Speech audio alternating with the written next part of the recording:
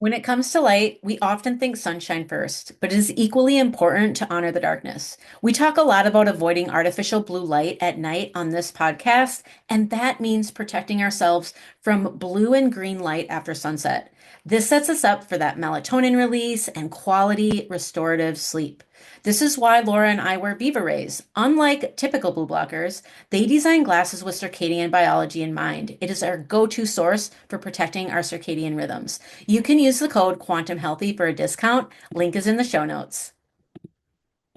Hello, everyone. Welcome to the Quantum Healthy Podcast. We have a very special guest today, Susan Peirce Thompson, who I'm going to introduce. And yeah, she's just a very special person in my life. She might not know it, but she is.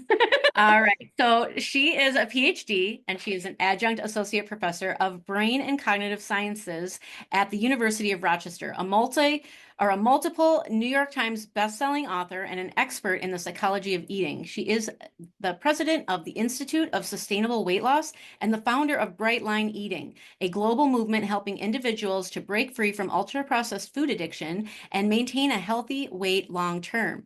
Over the past 10 years, over 2 million people have subscribed to the Bright Line Eating email list to receive free education, including a weekly video blog that provides science-based insight into people's challenges with modern-day hyper-palatable foods.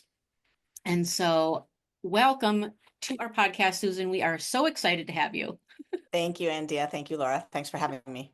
So I just want to start. So I found you on Instagram, or you kept coming up in my Instagram, and then one day I realized I wasn't following you and started following you, and I never really dove into Bright Line Eating at that time. And then, but you kept coming into my energy, and then you came to where I work, and you gave a beautiful, wonderful continuing education talk on ultra processed food addiction, and here we are now. And then I invited you on this podcast. So what you do is so in line with what Laura and I teach, your values, your all the things is so aligned. And I also relate heavily to your story. And I've heard you share your story multiple times now. Sorry. I will probably get emotional more than once in this podcast, so just be ready for that, everybody. And I'm just really excited for you to share that today here. So why don't we start there? You just sharing a little bit about you and your story and then how you got into this work. Oh, well, thank you. Well, if you relate to my story, then you're my people. Oh, gosh. All right. Well, I wasn't a fat kid, but I was concerned about my weight enough that when I found drugs at the age of 14, I was really excited about the 7 pounds I lost on that first mushrooms trip. And, it's funny because the word drugs is just kind of unfortunate, I think. I'm 50 years old now. I was born in 1974 in June, and the Nancy Reagan Just Say No to Drugs campaign was happening when I was coming of age. And it was like, an egg frying in a frying pan, this is your brain on drugs, right? And I was a good student and I was thinking like, I'm not going to get derailed by drugs and alcohol. Like, no, ma'am. And then I did mushrooms and I was like, oh, drugs aren't bad. They're good. And within a few years, I was snorting crystal meth and losing even more weight. And then it just got bad from there. I dropped out of high school. I went to 3 different high schools and ultimately dropped out. I quit the crystal meth, which was my all-time drug of choice, but then just got hooked on cocaine. And then I learned how to freebase it. And then I was smoking crack cocaine. And then I was prostituting. And, it just went bad, like really fast. And it didn't feel like I don't know. It didn't feel like I'd chosen to abandon everything I ever wanted or believed in. It just sort of was a creeping set of non-choices that all of a sudden I was in a crack house with a blonde wig on my head when I was 20 years old, just going, how did I get here? And I walked out of there and got taken to a 12-step meeting for drug and alcohol rehabilitation on a first date that night by some like super cute but not very well guy that I'd met at a gas station earlier that week. And I've been clean and sober ever since. So I've 30 years clean and sober now. Oh Thank you, my gosh. God.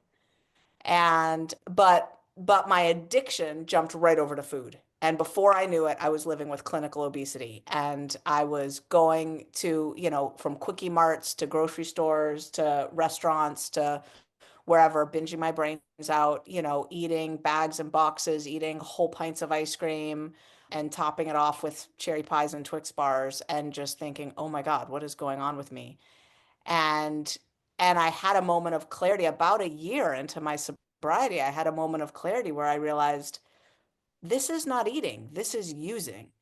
This feels just like being in the crack house. I had bought all these binge foods. It was like 4 in the morning. I bought all these binge foods. I've been binging all night, going out to smoke a cigarette, coming back into my one room that I rented in this little house in San Jose and in California. And I came back in after smoking a cigarette to like the dripping open pints of ice cream because I would buy not just one, but like 3 pints of ice cream and the dripping on the side, and then the candy bar wrappers and the pot of pasta like half eaten, and the like, one or two halves of an English muffin left over from the six I'd just eaten, and the pan of brownies and the pizza and I just came back in to like keep eating. And while I was out, this is how old I am, the 4 channels of TV, whatever I'd been watching had gone to the big vertical bars that were going boop, boop, boop.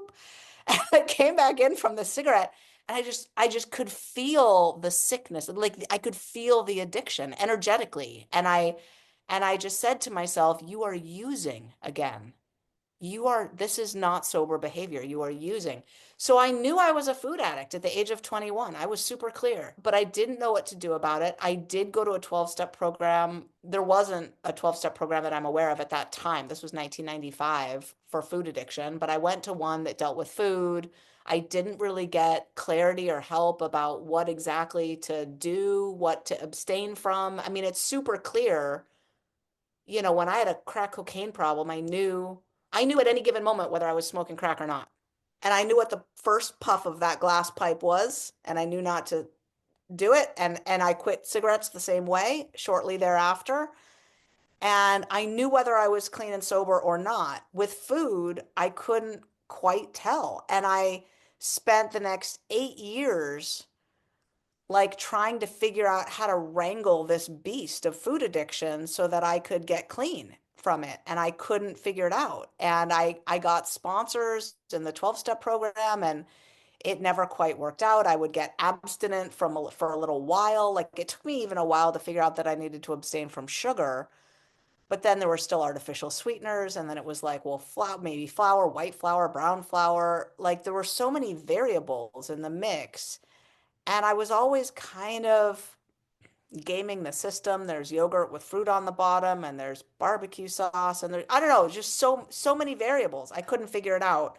So 8 years later, I was fatter than ever Oh. and, literally clinically obese. And meanwhile, food addiction is so interesting, right? Because you can function on it. I mean, a lot of people function with it, like use it to function, like use it to fuel a highly productive life. As a matter of fact, often food addicts are the ones in their family that think that they're not the addict, right? It's the alcoholic who's the addict, it's the drug addict who's the addict. I'm the food addict and the codependent taking care of everybody else, and I'm the non-addict, right? And it's like, oh no, dearie, you're actually an addict too. So I was fully in my food addiction. Meanwhile, I started off as a high school dropout. I went to San Jose City College, got straight A's, transferred to UC Berkeley, got straight A's, spoke at the graduation, graduated summa cum laude, Phi Beta Kappa, got into every PhD program I applied to, turned down Johns Hopkins, turned down all the others, went to the University of Rochester, which had, in my opinion, at that time, the best PhD program in the world in the brain and cognitive sciences. And I resolved to study the brain and the mind. I wanted to know how a brain like mine could go so far off the rails so easily. And I finished my PhD in record time, did a postdoc at the University of New South Wales in Sydney in psychology, and became a psychology professor. Got tenure, got married, had 3 beautiful kids. I've been married for 25 years. And I did, right at the juncture between my finishing my PhD and flying to Australia, I fell in with a crowd of people in the 12-step world who taught me how to clean up my food. They taught me no sugar, no flour, 3 meals a day, weigh and measure everything, write down what you're going to eat the night before, commit it to someone. The next day, your job is to eat only and exactly that. Wash, rinse, repeat. And suddenly, I was in a world where I knew which bite of food was the addictive bite and which bite of food was on my plan. Suddenly I knew whether I was clean with food or not at the end of the day when I put my head on the pillow. And I lost all my excess weight in 6 months. And I've been in a slender body. I've been a size 4, a US size 4 now Mm. for 21 years. And so when I became a psychology professor, I started teaching a college course on the psychology of eating, and I put a big unit on the neuroscience of food addiction in there. And this was back in the day when neuroscience, sorry, the neuroscience of food addiction was, barely an idea in people's minds. Like this was pretty early in the field. I mean, the field is still nascent, but this was the dark ages, really. But there were some good papers on it. We definitely at that point knew that, food hits the brain like drugs of abuse, sugar does and ultra processed foods do. And then in my morning meditation, when I was, let's see, I had three little kids. They were 5, 5, and 2. The universe told me one morning 11 years ago to write a book called Bright Line Eating. And I had a set of visions they've all come true, where this book was going to help educate people about what sustainable weight loss really looks like, that it's really an addiction issue, and how you can't abstain from food and keep living, but you don't have to eat donuts to live, and sugar's not a food group. You can abstain from sugar safely. And yeah, and I pictured this book, my meditation, what happened in that meditation really was I was feeling like a pulse, the pain, the prayers. And I'll never know, I don't think, whether they were prayers that were being uttered right then. This was 5 in the morning Eastern time, between 5 and 5:30 a.m. Eastern time on January 26, 2014. I don't know if they were prayers people were saying right then around the world, or if they were prayers through space and time. I don't know. Mhm. But I could feel in my body the prayers of people praying to God for this food and this weight albatross to be lifted and wrenched off their neck and their back and their body. Like, please, God, help me with this. I cannot do this anymore. And I started like undulating with that. I could feel these prayers and they pulled out of me this book. And it became a New York Times bestseller, and the Bright Line Eating movement was born, and everything after that has happened. So that's my story. That is a true quantum entanglement right there. I think you have to share, Andeea, before we go get deep into hunger and cravings. I think you need to share your story so Susan can really understand the quantum entanglement.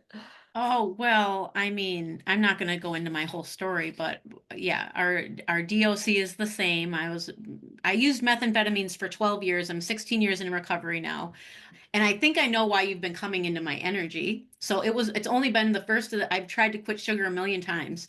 And I did it again on January 1st, of course, but I didn't do the flour.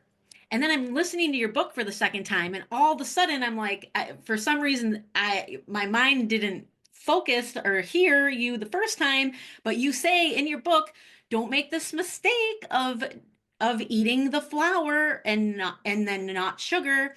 And I wanted to share with you today that I want everyone to understand the importance of listening to this advice because I am a human experiment right now. So, ever since January 1st, no sugar, right?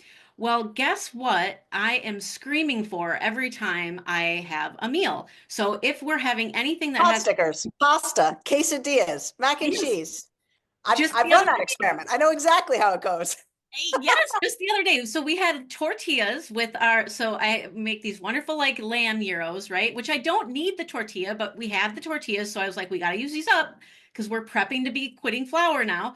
And so, because I want my husband to do this with me. So what am I most excited to eat on the plate? I can literally feel my nucleus accumbens like bursting with dopamine because I get to eat that tortilla.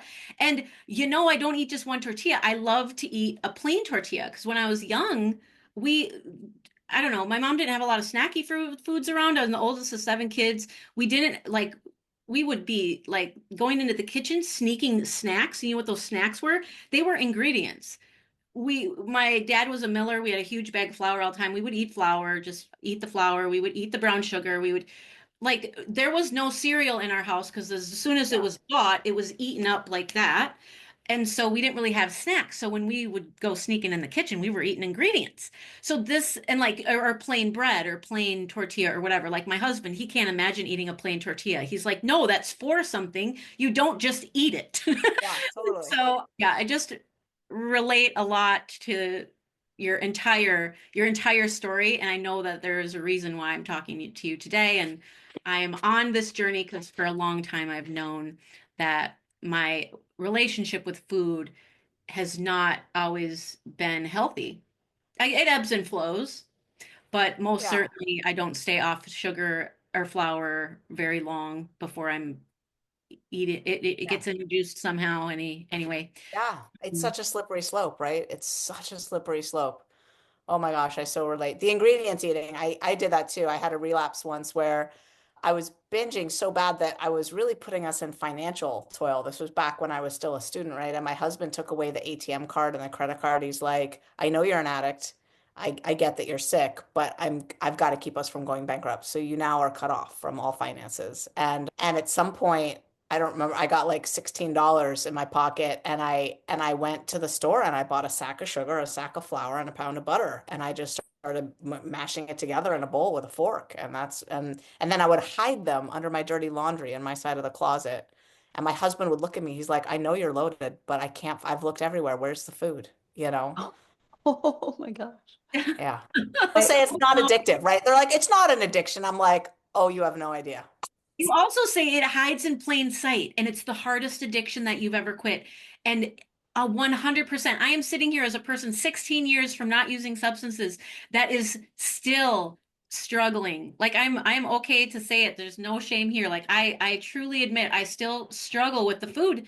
And Mhm. I'm like I really know with all my heart that your program is going to help me. And it's, yeah, there are no accidents. So hence we quantum entangled. You heard my prayers. One, I don't I know what feel day. it.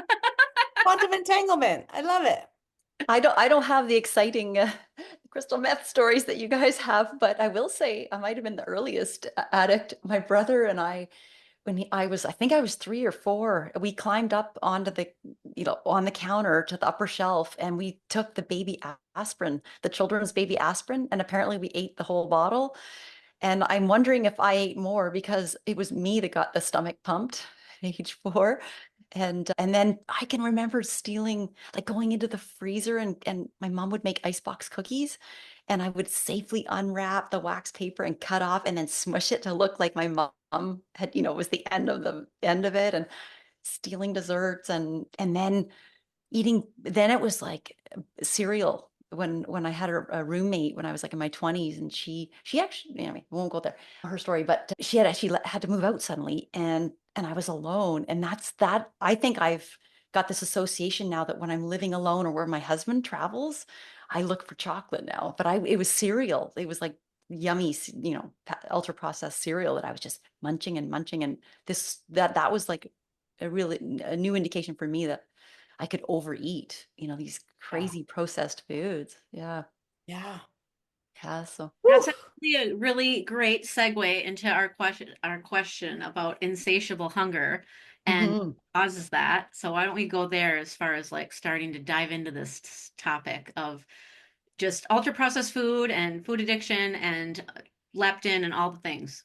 Yeah. So apparently you two know all about leptin. I think you probably know more about leptin than I do. So I'm super excited to talk to you about it. But we do have this new kind of hunger on board here in our society. Like animals don't usually eat beyond their caloric requirements on average long term. Like, I live here in Rochester, New York, and I'm looking out my office window here, and there's always deer wandering by, there's squirrels, there's, all these animals, chipmunks and stuff, and I've never, ever, ever, ever, ever, ever seen an overweight one. Mhm. Fox, like never.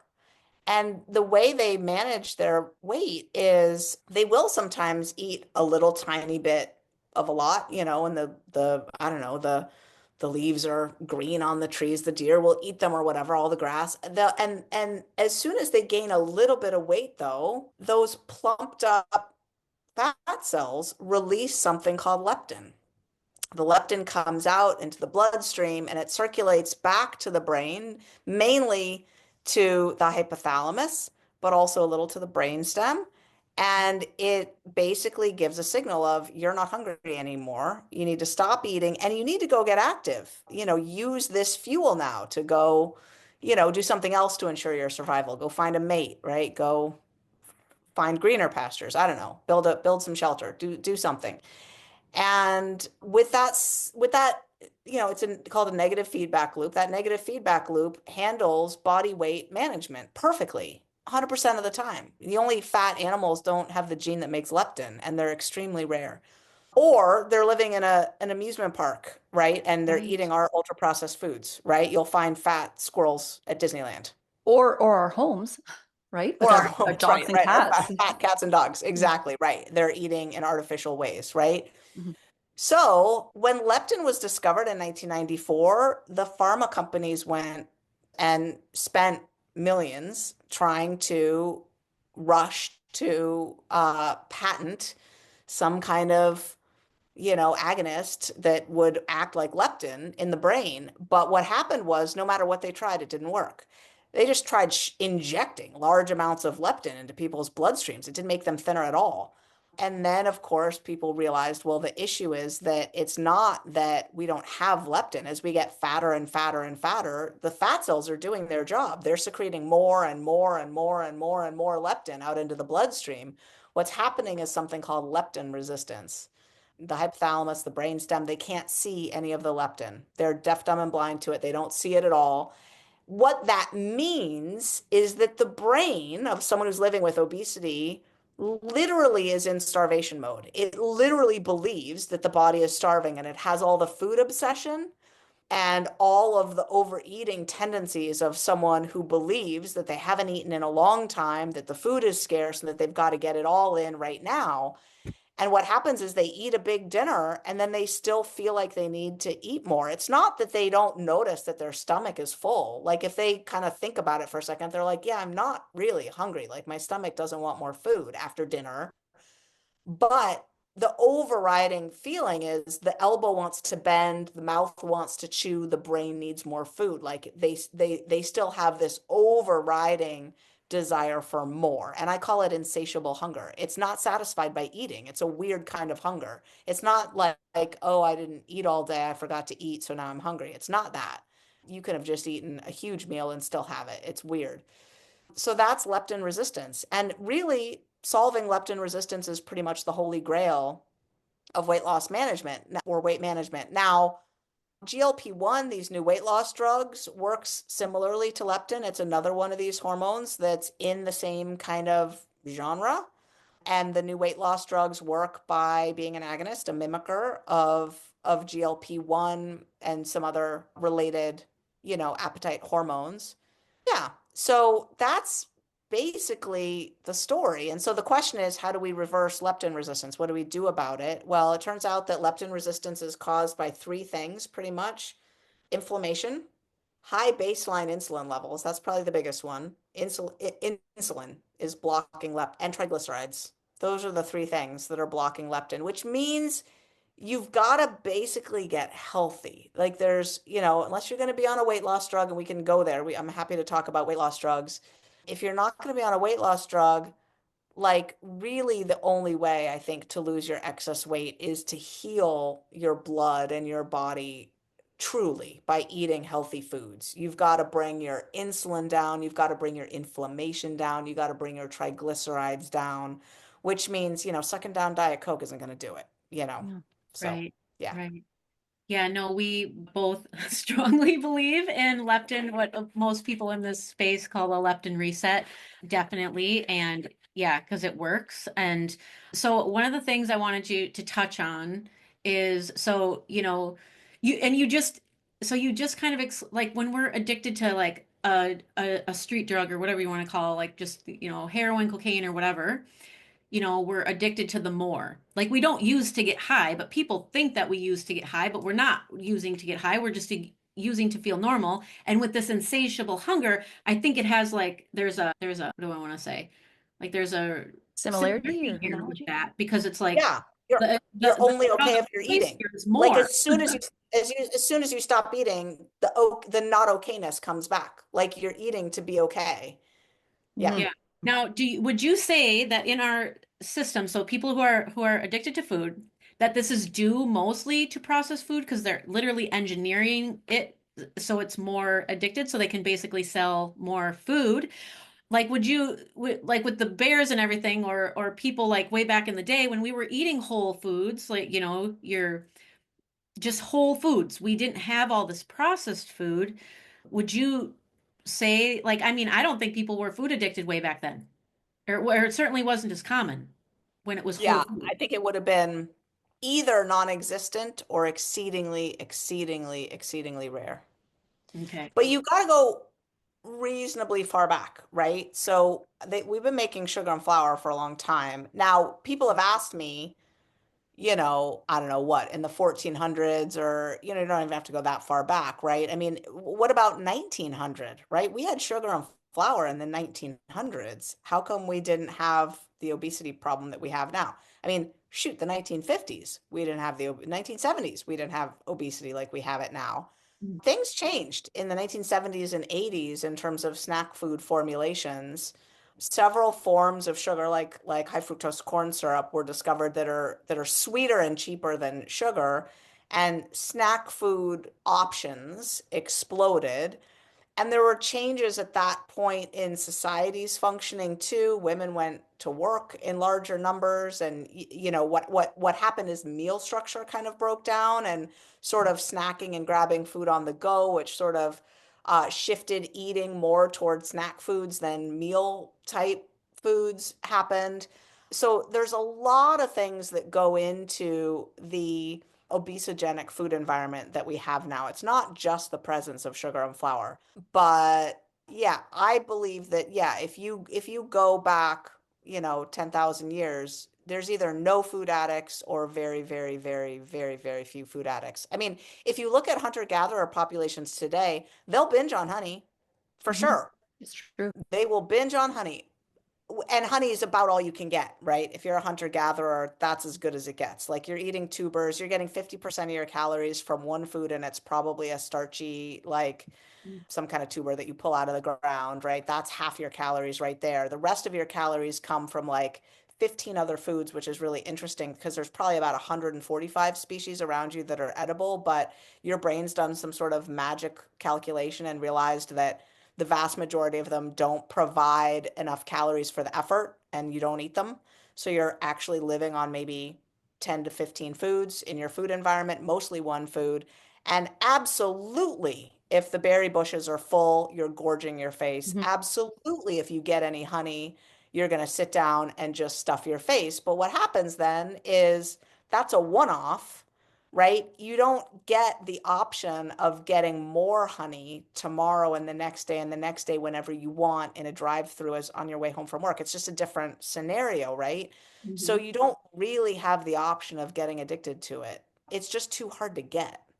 Yeah. Mhm. There's a piece of this story that I've heard you explain that I really want to make sure that I pull out of you. And since we're on the sugar and flour, so the process of by which food is addicting, like a lot of people, I don't think that they have really let it sink in that sugar in the research is I think it's 8 times more addictive than cocaine is. And I is should addictive, probably explain where that comes from, but yeah, yeah. And that claim has been made. I think it was 10 times more addictive, but that claim has been made. yeah, You so want me to share where and that you comes from? tell people to imagine like these four things, and I would love for you to do that right now. Yeah, so sugar's more addictive than cocaine is a conclusion that a physician made after reading the research of a guy named Ahmed who took rats and basically essentially gave them a choice between cocaine and sugar, and they really prefer sugar.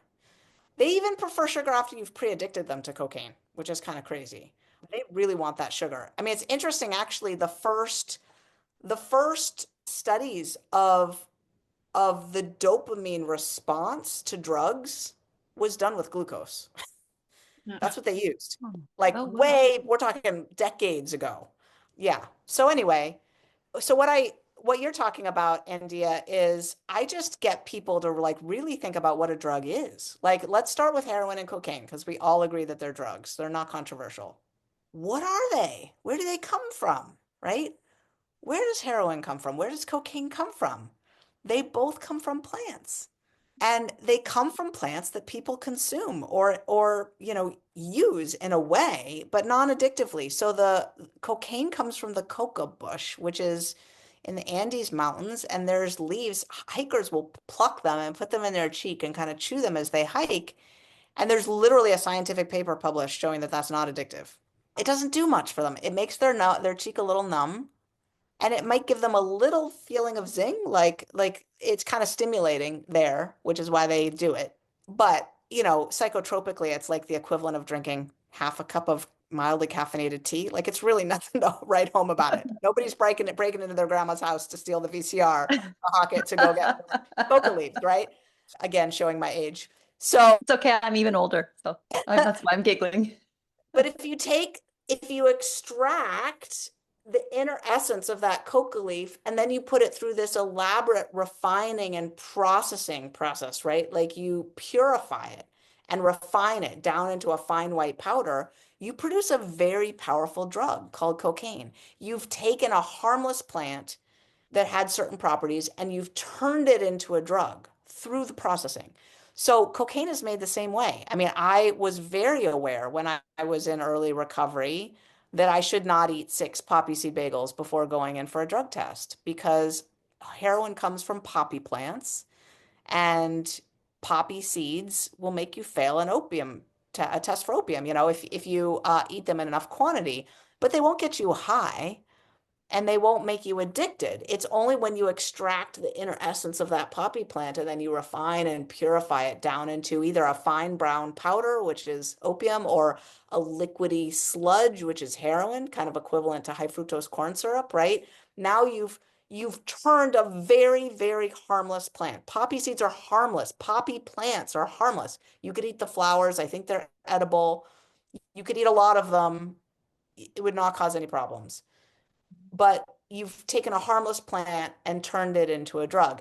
And sugar and flour are made the same way, right? Like the things that sugar is made out of, corn, beets, rice, I mean, that brown rice syrup, right? High fructose corn syrup, sugar cane. Like you can go chew on sugar cane. It tastes a little sweet, it will not addict you the way that sugar does, right? When you take the inner essence of a plant, I eat corn on the cob, I put beets on my salad, I eat brown rice.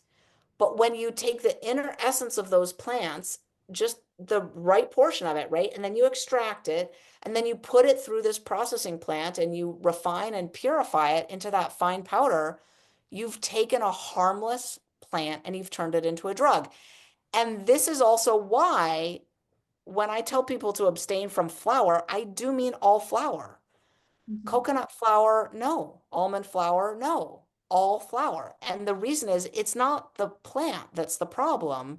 It's the refining process. It's the purifying process. So digesting almonds or coconuts or chickpeas or rice or wheat berries, right? Boil them up, have them for breakfast. I don't care if you eat wheat berries for breakfast. I mean, some people are gluten sensitive. I'm not talking to you, but most people are not. Eat wheat berries for breakfast. Don't eat white flour or brown flour, right? So the difference in digestion between eating the whole wheat berry, let's say, or eating white flour is metabolically the equivalent of taking a brick of ice that's 1 foot by 1 foot a cube and taking it out to an Arizona hot blacktop driveway in the summertime and leaving it out there to melt. It will melt. It will take a couple of hours, right?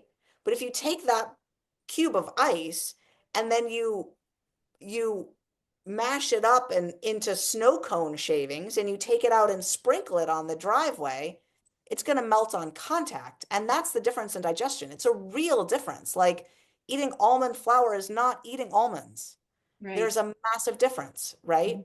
Mhm. So that's, the reality is that cocaine and heroin have dopamine profiles that are not that different than sugar and flour. But take it from a recovering addict, the recovery environment is light years different.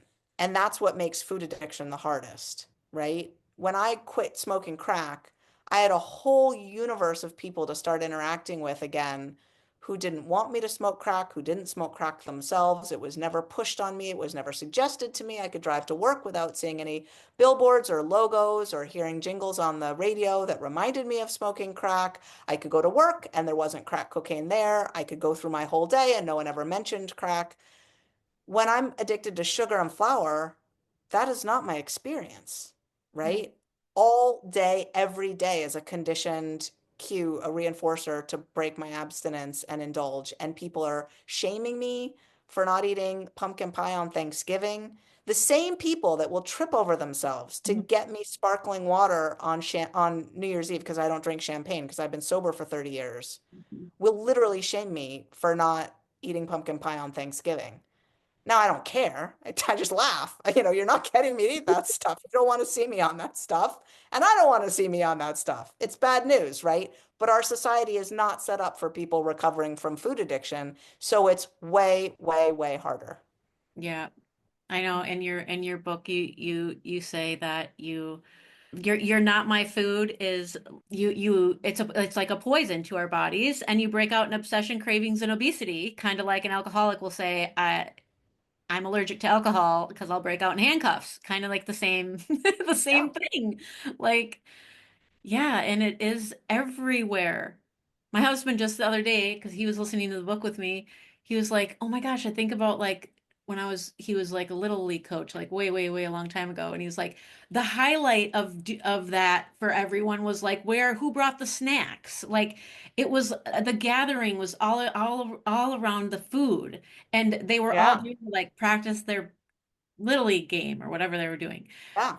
ball or whatever. Yeah, everything is, there's too many food cues. It makes it hard. And like you said, it's hiding in plain sight. And most people don't even get addiction to begin with, even if they understand, oh, a person addicted to drugs, like that's a disease. Even if they understand that, like there's still a whole nother piece now that they need to understand when it comes to food addiction. Right. And I'm sure Right. you fight Totally. that all the time with, your program, and like maybe the family Yeah. members, they're not supportive, or yeah, I can't imagine. It's getting better. I mean, I think now, there's been a sea change in the last 10 years since Bright Line Eating was founded 10 years ago. And I like to think that we have something to do with that.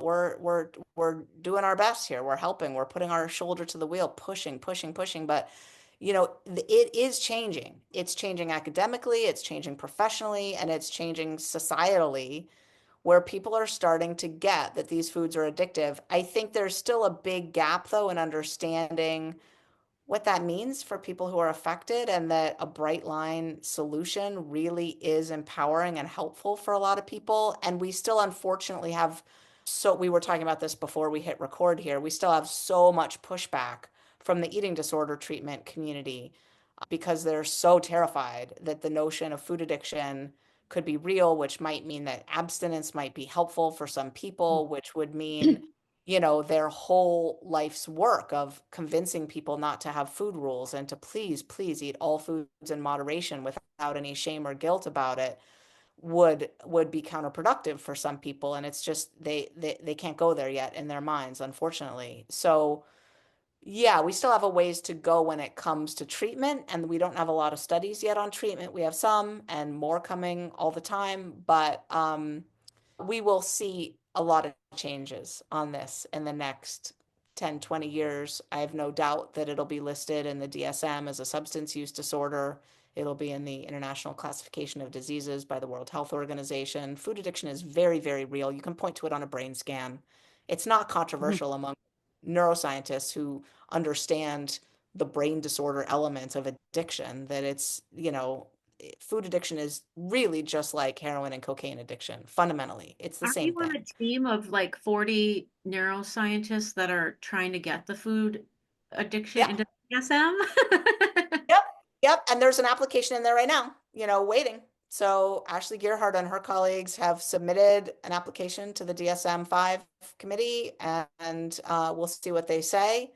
You know, the implications of that diagnosis are pretty big, right? So Right. somewhere between 14 and 24% of people have full-blown food addiction. And the average person in the United States, the average person has 2.36 of 11 symptoms of food addiction, which would qualify them for a mild substance use disorder to food, to ultra-processed foods. But the reason they don't all have food addiction is that you not only have to have the right number of symptoms, you have to also have a clinically significant degree of impairment or distress. And they don't have that, most of them, right? But first of all, you'd be, immediately just saying all these people have a mental illness, right? According to that's what the DSM does. It diagnoses mental illness, right? So all these people who just think that they love their pizza and wings on a Friday night, it's like, okay, that's a mental illness. That's first off. Then big agribusiness, big food, big pharma. They're all sucking at the teat of this industry that's addicting us, right? And now you've got the potential for regulation.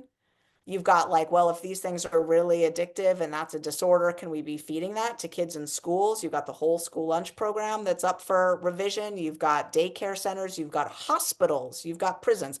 I was in the hospital. They came around and said, do you have any allergies? And I just said, I don't always do this, but I was like, yeah, sugar and flour. I don't eat sugar. I don't eat flour. I'm allergic. They put a band on my wrist. And the next morning they served me pancakes with syrup for breakfast. I was like, McFly, McFly. So yeah, we're, that committee is going to think twice before swallowing the bile and saying, okay, this is real, but it is real. And so it's coming and the studies are mounting. There's now 350 new scientific journal articles published every year, over 350 of them on food addiction.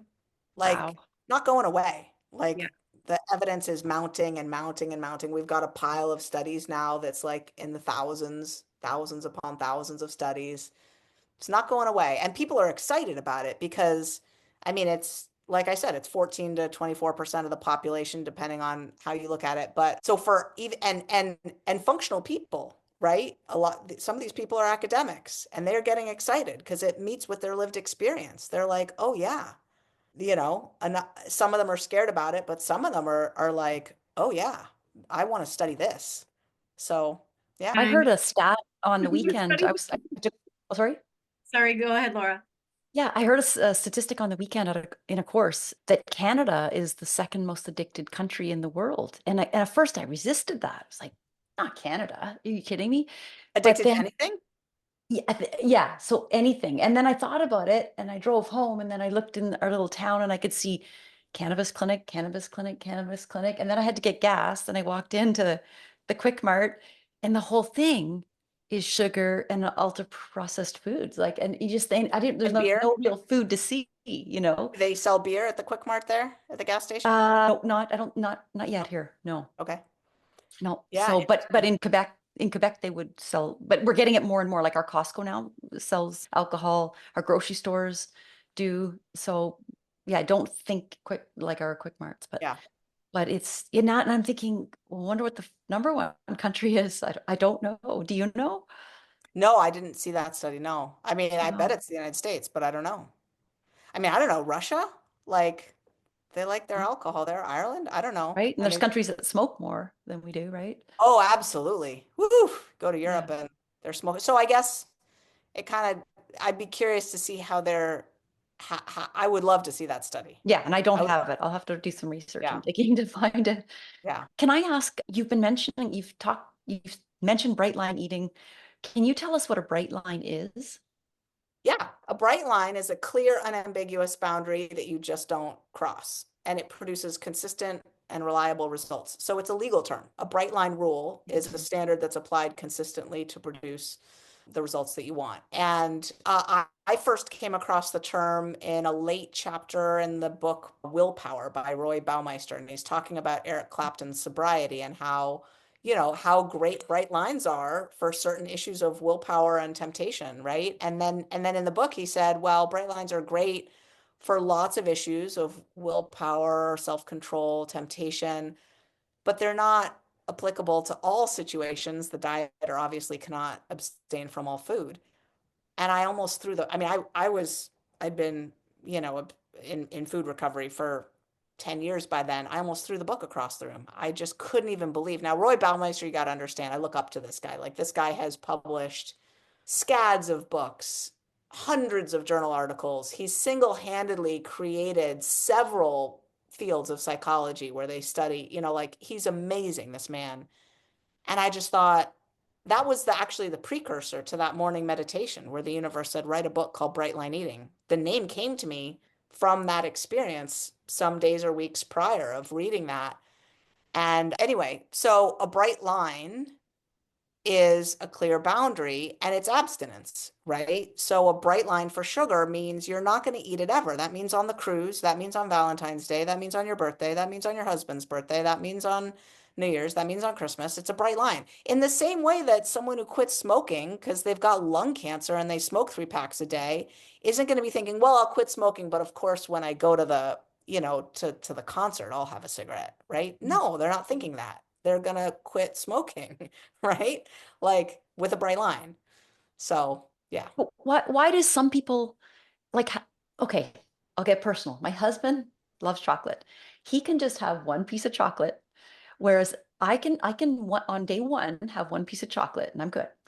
The next day, I was like, okay, I'll have that piece of chocolate again. My brain will be thinking about it.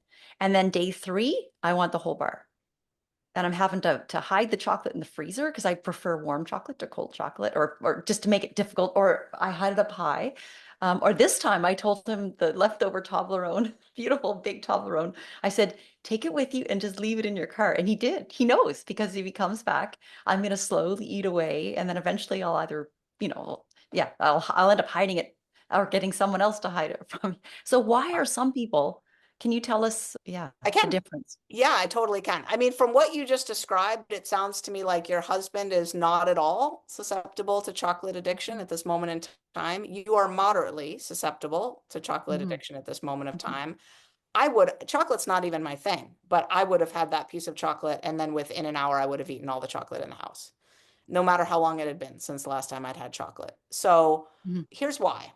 Addiction is somewhat genetic and somewhat environmental, just in terms of general susceptibility. We know that addiction runs in families. We see, family trees of alcoholics and smokers and people with obesity and people with drug addiction. Addiction runs in families. It's genetic. It's moderately heritable, about as heritable as extroversion and other types of personality traits or IQ. Those are all moderately heritable. It's moderately heritable, which is to say that's pretty heritable, right? We think of smart parents having smart kids, right? Generally speaking, right? It's pretty heritable. There aren't a lot of things that are very heritable, like beyond moderately. It's also environmental. We know that people who have no genetic susceptibility to addiction, if they're raised with a lot of trauma, like a high ACE score, adverse childhood Mhm. experiences, they have a greater susceptibility to developing addiction, regardless of family genetics. So it's partly genetic, partly environmental. And what happens then is you, based on your environment and your genes, have an underlying susceptibility to addiction. Now, some people, raised in supportive, loving families with no family history of addiction, literally have no susceptibility to addiction, meaning you could shoot them up with heroin every day for months and they would never get addicted. And you might say, well, Dr. Thompson, that's preposterous. Heroin is addictive, and I'm pretty sure they would be addicted if you shot them up with heroin every day, whether they wanted to be taking those shots or not. And I would say, no, not really. I mean, when you stopped injecting them with heroin, they would go through withdrawal physiologically, but left to their own devices, they would not seek out another shot of heroin.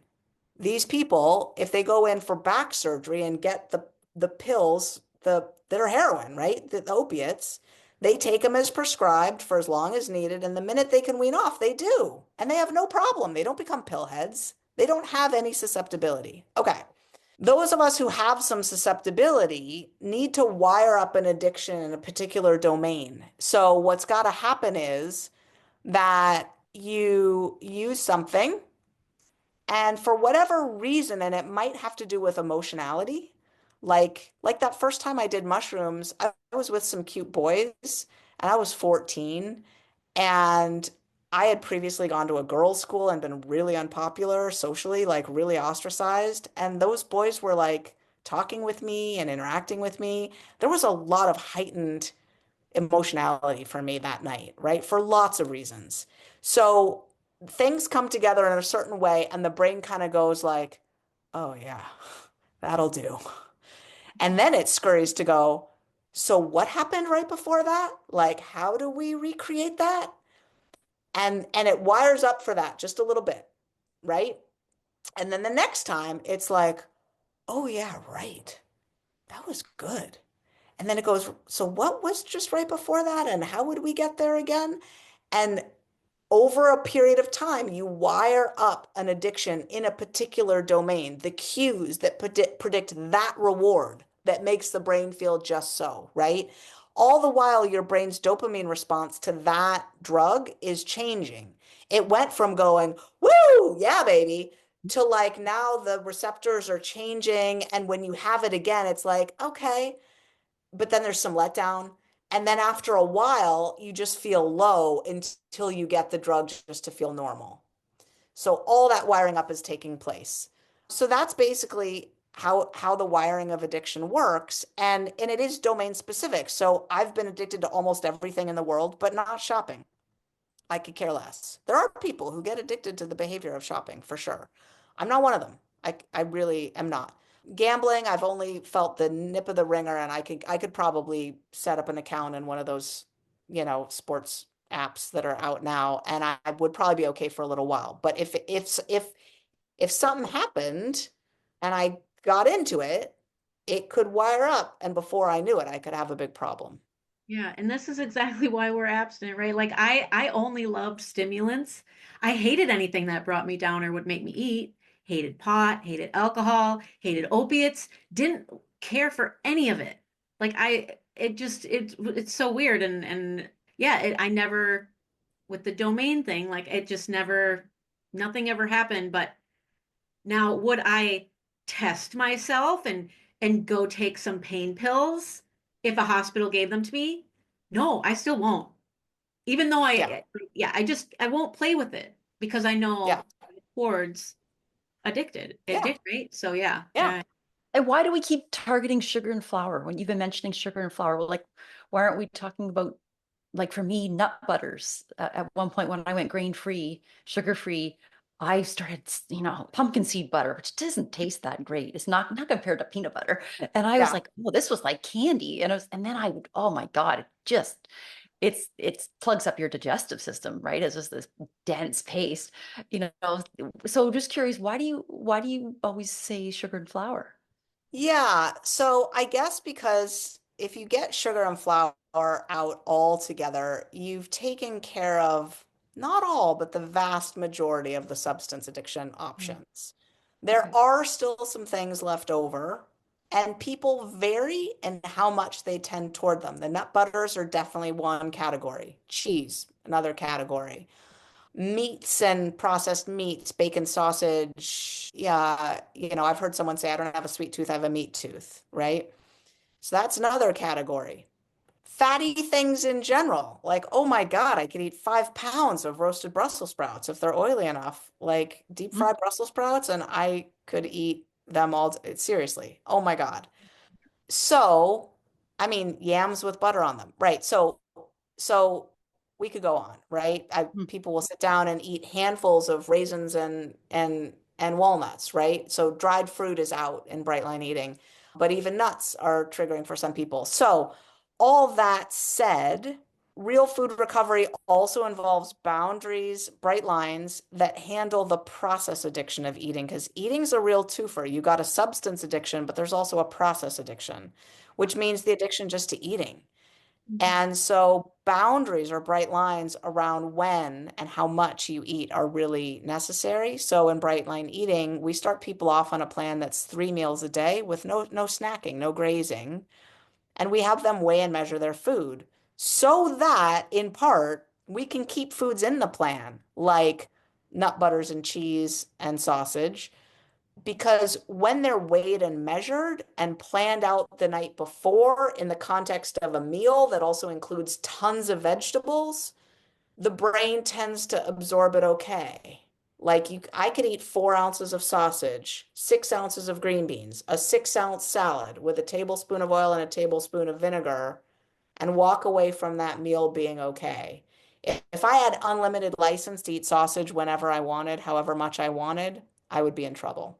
Same might go for you too. If you had half an ounce of that pumpkin paste, which is basically a tablespoonful, right? And that was part of your committed food plan, you might find pumpkin paste a food you could eat in moderation. If it was weighed and measured and pre-committed as part of a meal and you were eating it with a salad and with a Mhm. protein and with a vegetable, it might be fine. But not the chocolate. But not the chocolate. As soon as you put sugar and flour in there, this is what we've seen over and over again. You just go off the rails. And a lot of this research was done by trial and error. Remember that 12-step community I was talking about? People like the Wild West not knowing what to do. Well, literally from the time Overeaters Anonymous was founded in January of 1960, hundreds of thousands of people flocked to 12-step food programs over the next several decades. And mostly they were unsuccessful, but pockets, little communities of successful people cropped up who were doing a specific thing, and the sponsor would pass down to the sponsee a way to do it that worked. And suddenly there were these little unicorn communities of people. That's what I fell in with. I suddenly fell in with a community of people that had a solution that had been going for decades already, passed down from sponsor to sponsee, and they knew how to do it. And so what these people have is they have a spidey sense of like, oh yeah, don't eat that. Oh yeah, eat that. No, my sponsor wouldn't eat that. They're all just, it's like a folklore. It's like they're just taught, there's no science involved at all, Know but they that have a about sense them. of what works. Wow. What? I Yeah. didn't know that about that community. Sorry, I didn't mean to interrupt. Yeah, no, it's interesting. And, the 12-step programs have splintered off and there's now lots of them. Right, And over so, more. yeah. So it's a buyer beware situation because you could show up and go to a meeting and get no help at all, or you could get lots of it. I mean, it kind of depends, And so, So, okay, people trying to lose weight, what are they doing wrong? Like, other than the sugar and flour, would you give they're any more almost things? everything wrong.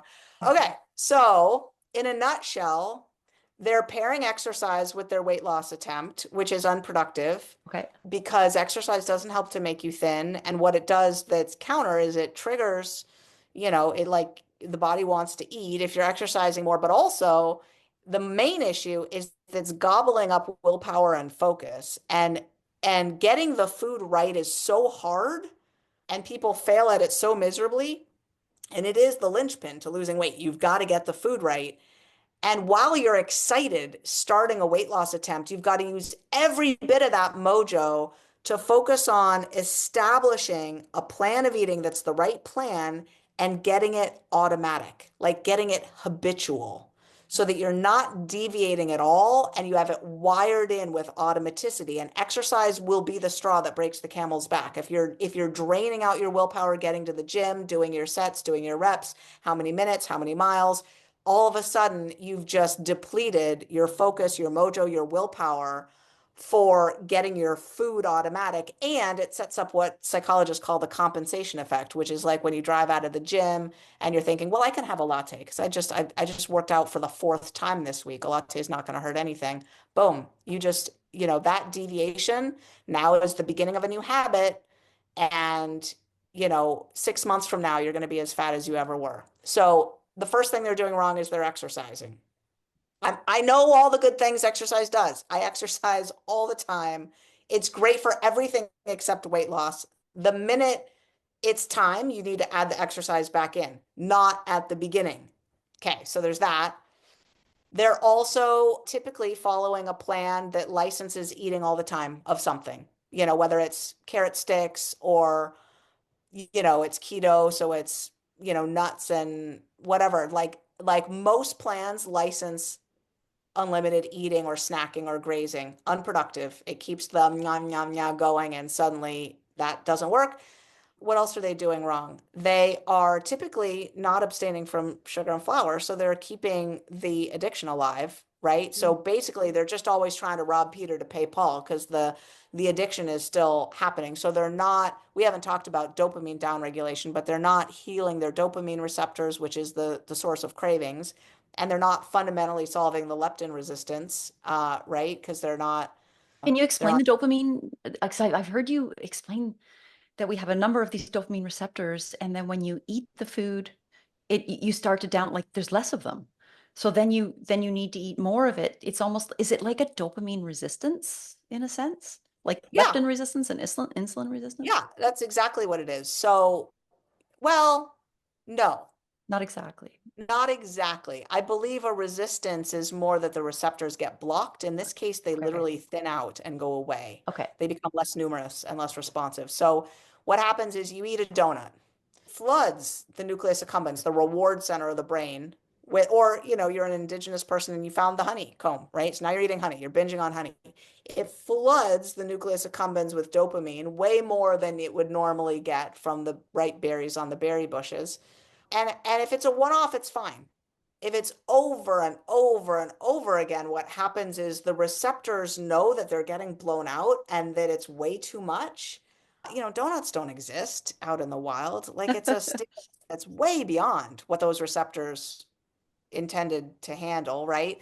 And so what happens then is that the receptors start to brace themselves essentially for that onslaught that they know is going to be coming again. And so they thin out, they become less numerous, less responsive. And now everything's hunky dory as long as you keep eating donuts regularly. As soon as you have gone a little while without a donut, at baseline, you don't have enough dopamine to just feel okay. You now feel what in 12-step parlance we call restless, irritable, and discontented. You feel itchy, you feel not good, you feel malaise, you feel grumpy, you feel irritable, you feel depressed, you feel not good. And your solution is to swing by the coffee shop and get a muffin and a latte, or to swing by the drive-through and get some food, or to go to get that bar of chocolate, whatever. I mean, you could be super healthy, right? And your solution is to eat some vegan, organic, gluten-free, cacao muffins, whatever it is, right? And that is to help you feel okay again for a bit. So that's dopamine downregulation. Huge. That really helps. Okay, so let's get into bright line eating. And there's something there's some things that I guess the community aspect of it. Like, can you tell us about why it works? And Yeah, so bright line eating is a plan that's designed for maximal automaticity, and it's a super supportive community. And we have the best weight loss results on planet Earth for a behavioral program, right? Like literally, we've published studies in peer-reviewed scientific journals showing that our results are comparable to weight loss drugs without the drugs. And the community component is really powerful. So when people join Bright Line Eating, they join, a family, and they don't have to participate. They can participate to any degree they want to, but there's a lot of support options for them. So we have published data showing that when people do Bright Line Eating, not only do they lose their excess weight and keep it off, but then also their energy goes up massively. Their feeling of being loved, supported, and connected in the world goes up massively. Their loneliness melts away. Their days of depressed mood go down. Their days of poor mental health go way down. And yeah, they just start to feel wonderful overall. Their wow. happiness, their flourishing goes sky high. I've heard you use some stats about thousands and thousands of pounds that have been lost. Do you know the latest bright line eating statistic on that? There's no way to know because No. the books all keep selling and the podcast is out there. We don't know how many people. I mean, 2 million people have joined the email list at some point or another over the last 10 years. A lot of them impact their families and friends in ways that we don't have any way of tracking. Mhm. So there's no way to know. What I do have, and I know that you're gonna load the YouTube video up here, should I share some data that only people who are watching can see? I mean, we could describe it if you want, but I know we have to go soon too. What do you think, Andeea? Do we have time? this can be the end before our last question here. Are you able to share? Yeah, apparently I am. I just tried. Okay, So perfect. this, whoops, Okay. I don't think this graph yet is published. This graph itself isn't published. Without the green bars, it is. It's in a review article called The Badly Behaving Brain, How Ultra-Processed Food Addiction Thwarts Sustained Weight Loss. If you take out the green bars have been published just in the last year, and they came out more recently. This here was a 4-year follow-up study on Wegovy, and this here was a 6-year follow-up study that's in press right now from Brightline Eating. So for anyone listening, what I'm showing here is a graph that basically shows the pretty abysmal results of all weight loss programs like Noom, Weight Watchers, Slim Fast, Atkins, Nutrisystem, Zone Diet, like going vegan. Like they all have pretty much the same results, which is like 2 to 5 or 7% weight loss over the first 2 months to 1 year. Almost nobody publishes weight loss data after that. Weight Watchers has some data, but they're all meager, like 3% weight loss. That's like someone's 300 pounds and 2 years later they're maintaining a 9 pound weight loss. Like that's a drop in the bucket, right? It's nothing for them. They're 291 instead of 300. Weight loss drugs came along and they have way better results. They're getting 15% weight loss. Some of the new tirzepatides are getting 20, 25% and more.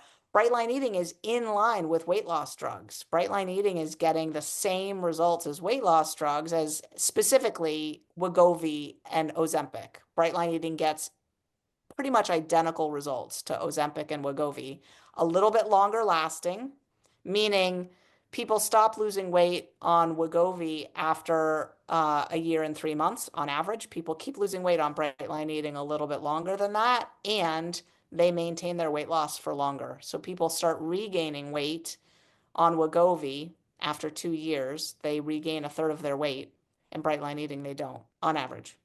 So yeah, that's what these graphs show. And again, straight from the scientific literature, we publish our stuff so you can read our papers. You can go to our website, scroll all the way down to the bottom, and there's a link for publications, and you can just read up on our studies. Thank you for sharing that. That's super impactful. I hope people go hunt down your stuff for people to find you, and we'll ask you that in a little bit, but I'll make sure we have everything linked. We always ask us, our signature question is what does quantum healthy mean to you? But we want to ask you today, what does a bright body mean to you? A bright line body. Yeah, so we talk about a bright body and bright line eating because at first we talked about getting people to goal weight. And then we literally had people in our community who'd lost 150, 200 pounds, but they didn't feel like a success because they'd identified a goal weight range of, let's say 120 to 130 pounds, and they weighed 100 pounds after losing 200 pounds. And so we stopped talking about goal weight. It felt really unproductive. And so now we talk about a bright body. And living in a bright body to me means, first of all, a body that carries around a mind that's free of food obsession, that's not thinking about what they've eaten or not eaten, whether they're on their plan or off their plan, how many miles, how many calories, how many pounds. Like that is all that food chatter is out of the mind. It's also not thinking about the body that much. All the weight chatter is gone. They're not stepping on the scale multiple times a day or even multiple times a week. They're comfortable in their clothes. They're sitting down and not worried about rolls in their stomach or whatever. They're just in their body. They're not focused on their body as a project, unless they're trying to do something like learn how to do a pull-up or something like that. The body is a vehicle for doing fun stuff. The body is a vehicle for movement, for hugs, for connection, for vitality, for hikes, for climbing to the peak and seeing the sunset. So there's a body that, is on the floor playing with grandkids, that's riding a bike and, feeling the wind, breeze by. It's a body that climbs onto an airplane and clicks that seatbelt and feels great and doesn't think twice about it. It's a body that walks into a restaurant and doesn't worry about whether they have to sit in a booth or a chair because what'll they fit on. It's a body that sits down in a chair and doesn't worry about it breaking. It's a body that doesn't feel super stiff in the morning when they wake up. It's a body that, you can bend down and touch your toes and feel really comfy. It's a body that really feels like a spring in the step pretty often, like a lightness and a freedom. Mm. It's a body that is a beautiful vehicle for the soul and the mind and the heart. And it's a body that's sending signals from the gut and the heart up to the brain to inform decisions and guide the course. It's a body that's in tune with the mind and the heart of the person who's inhabiting it. It's a body that's not disliked or shamed or judged or picked at or worried about or condemned. It's a body that's appreciated. It's a body that gets lotion slathered on it. It's a body that makes love and has orgasms. It's a body that enjoys its sensuality, its sexuality. It's a body with sparkly eyes and a big wide smile that goes all the way up to the crinkles on the side of the eyes. That's a bright body. Oh, I can't see you, Andeea, but are you crying through that? no, no, I'm not crying. That made me very happy to hear you say that. I love everything you just said. Yes, freedom. Freedom, Freedom. Coherence, integration, wellness. like Mm. quantum coherence is coming up for me. Yeah. Yes. Yeah. Incoherent. Oh, that was fabulous. We should ask you though, to help you and to thank you, what are your offerings? What would you say? Like, I know you have the book, you have a master class. Do you have it's a boot camp? Is that right? Yes. So the basic Bright Line Eating course is the Bright Line Eating Boot Camp. And if anyone goes to brightlineeating.com, so it's spelled Okay. just the way you would think. BRIGHTLINEEATING, brightlineeating.com.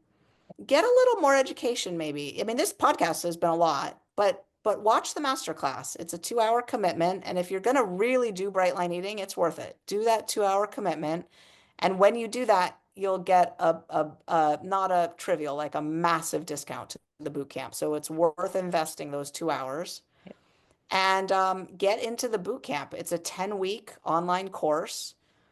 And it is the best weight loss investment you'll ever make in your whole life in every way. I mean, our weight loss results are unparalleled in the world. We literally have the most successful weight loss program on planet Earth, and we have published the scientific data to back that up. So, yeah, come join us with the Bright Line Eating Bootcamp. That's a 10-week course. And then when you graduate, we offer you a membership to Bright Lifers. You can't get into Bright Lifers any other way. You have to do the bootcamp first. You have to be indoctrinated. We have to brainwash you a little bit first before you're allowed to be a Bright Lifer. So you have to come do the boot camp, get in touch with what it's about. There's a 14-day money back guarantee. So if you get in and you're like, no, this isn't for me, that's fair.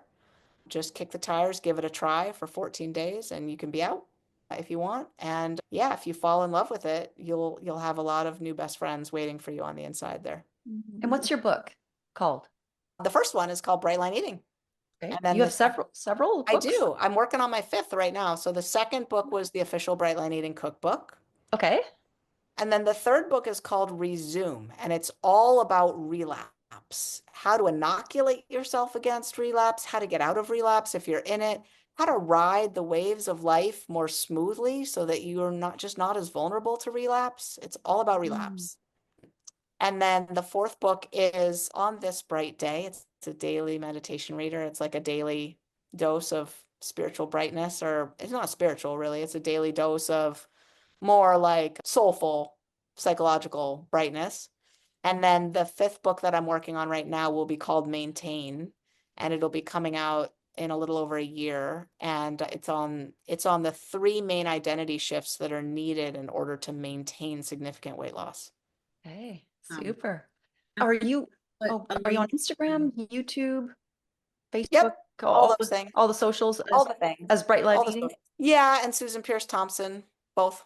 Susan, okay. And in order to thank you, I think we're both going to thank you. So maybe do you want to go first? Or do you want to end it, Andeea? What do you think? no, yes, thank you so, thank you so much for coming on here and sharing your beautiful soul with us and what you've given to the world it is allowing people to have that bright body you just explained. And I really feel like it's going to help I mean, it already has helped so many people, but I hope people listen to this and they're they maybe not have heard of you before, and now they understand that they have a way out, because I think a lot of people are in recovery and they are still struggling with an addiction of some kind. One of the things that I want to do for people is help them in their long-term recovery after, their long-term recovery from substance use, but there's still so much that happens after that, and you know it very well. And I want to make sure that I also link the food freedom quiz in the show notes so people can get their score. So I'm a 9.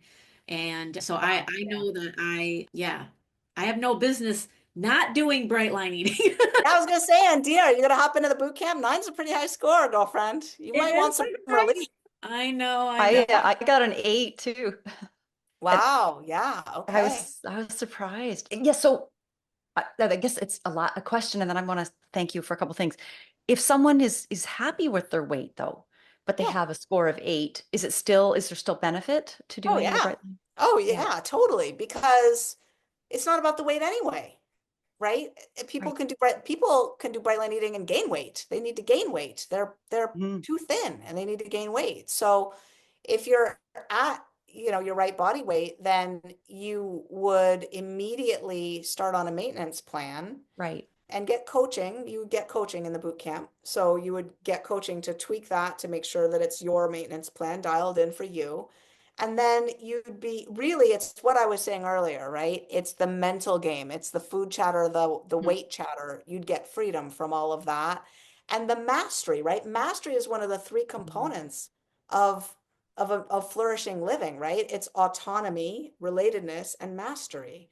And to feel the feeling of mastery around your food and how you're navigating nutrition is so empowering, especially in our world that sucks us in all the time with all this nonsense. And then we feel so disappointed and let down and like, we're doing it again. We know it doesn't serve us. To feel the mastery of being free of that is so empowering. You get back time in your day. Like, you have no idea how much people are wasting on food, time wise, money wise, energy wise, psychically. It's just this big energy leak, and you'd be free of that. Right. So worth it. So worth it. It was never about weight in the first place, right? This No, isn't really a weight issue. no. It's fundamentally not. Yeah. No, it's a freedom issue, I would say. Yeah. Yeah. Well, I have to personally say, to witness you and Andeea meet after doing 30 podcasts with Andeea, and we've like myself and all our listeners know her story, is truly touching to have seen this. And Oh, we both want to thank you for the journey. You've been through quite a journey, Susan. Your teenage years to just experience kind of your lowest self to now seeing you now, like your highest self. You've authored all these books and you've just changed so many tens of thousands or plus, or I don't even know more. Like you said, we really don't know how many pounds of weight and how many people actually truly have benefited from you, waking up and having this moment and realization of bright line eating. So yeah, just thank you for your passion to help so many suffering, because food addiction it is real. And you use this term. I don't know if you've used it today, but I love it. It's this: you're going to have people happy, thin, and free. And like, what more do you want, right? yeah. There you go. So Oh, and Dia, Laura, so wonderful to meet you. you too. And we so appreciate your time. Thanks. Thank you, everyone, for listening, and we will see you next time. Thank you for sticking around at the end of this podcast. We want to thank our sponsor, VIVARAYS, who allows for us to get this information to you. They offer top-of-the-line blue blocking glasses, which, as we know, are critical for our health these days for blocking artificial light at night. Over 90% of our time is spent indoors under artificial lights, and this puts us all prone to circadian rhythm disruption. You can use the code QUANTUMHEALTHY for a discount. Link is in the show notes. Thank you so much for listening to the Quantum Healthy podcast. We hope you found some value in this information. And if you feel inspired, please share it and leave us a 5-star review. This will help us reach so many more people. If you want to connect with Laura, you can find her at laurakistmanwellness.com and Andeea at andeearay.com. Links are below in the show notes. Now, go find some sunlight and embrace your own quantum healthy.